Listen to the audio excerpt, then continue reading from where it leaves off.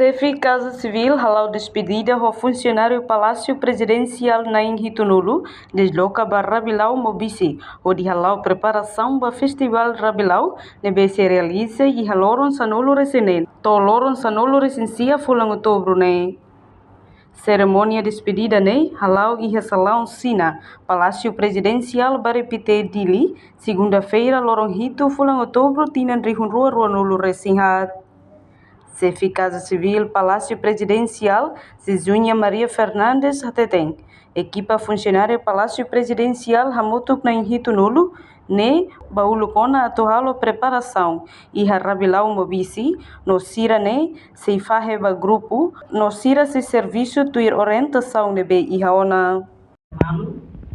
Respeita a comunidade local, lianai, autoridade local, líder comunitária e respeitamos lisan ou tradição e a forro Rabilau. Também se ema ida makhalo ero rumah, ema la zulga ema ida ne, ema temi presidência da República. Nebe ini bane são funcionário e ini representa instituição presidência da República. Evita erro, respeita fato grava, labele tolok, lan, barulho, evita botar. E depois, Carlos Maxey lidera grupo Negreba. Vai levar Rona orientação, usi Ema Ida. For Hanoi, mais bem orientação, né? Usi Ema Ida. E mantém serviço equipa.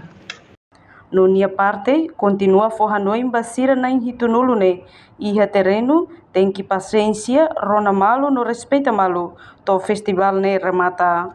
A reportagem Sabina Sansa, Televisão Timor-Post. Janela informação ba Emohoto. Atua tem informação atual dia Clio. Kita haluha. Haneham botão subscribe, like. Halo comentário no Fahia Tutang ba media sosial Hoto.